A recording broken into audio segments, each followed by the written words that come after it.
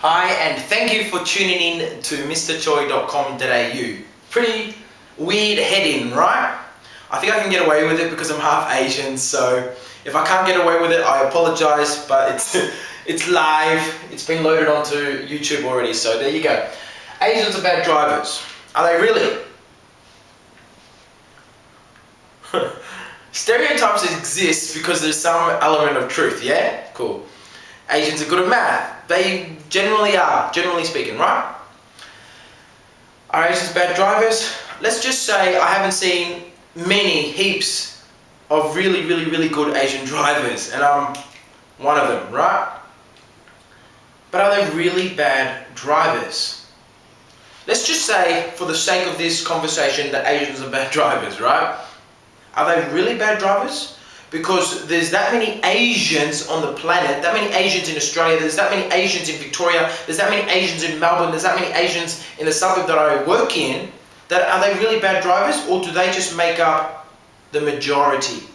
Because we're highly populated with Asians. If they're making up the majority, then they're no longer bad drivers, they are normal drivers. They are the average driver. And anyone else that is better than them is just a better than average driver. So are Asians bad drivers, or because we're not because I'm overpopulated, but because there's high population of Asians, do they create the norm, do they create the average, and then anyone that is better than them is just actually not so much a good driver or normal driver, they're just a better than average driver. The reason why I put that as a heading, and it quite controversial, is because I'm hoping that it will probably implant something into your brain, because it's that left-sided and that abstract that it might help you remember. And the thing is, we're looking for this silver bullet in real estate. What's this silver bullet? We go to conferences to look for this silver bullet, this magic pill that will just make our real estate business phenomenal, right? Instant gratification, awesome real estate business. Does it exist? The chances are, if you're going to all the conferences, you're listening to my videos, other trainers' videos, and you're working hard, you probably do have the silver bullet. You probably do have the magic pill. You probably know it all. You probably do.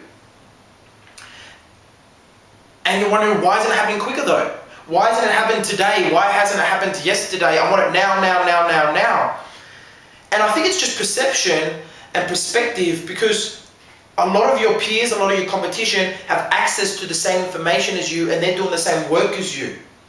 And so everyone is on this journey, everyone is on this race, and the new normal is now higher. The new standard is now higher.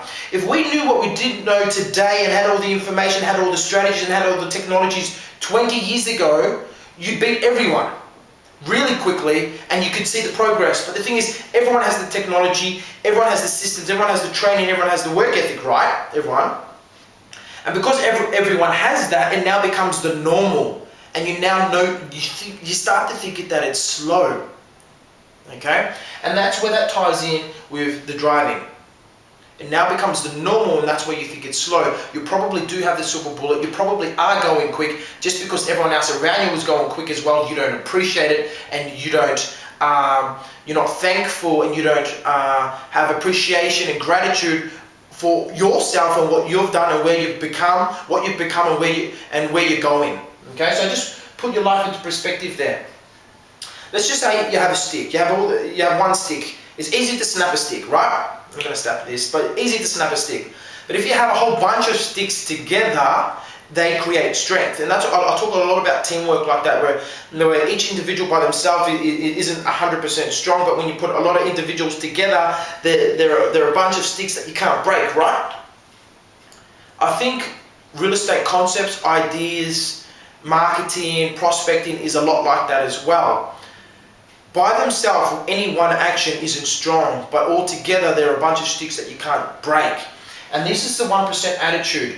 Oh, it's only going to make a little bit of a difference, it's not worth my energy, it's only a little bit thing, it's a fundraiser dinner, no need to go to that, it won't make a big difference. Handing out my business card, saying hello to that person, doing this, It's only 1% difference. It's not going to change my career. The problem is it does change your career. Because you're creating a habit of saying no to these 1%ers.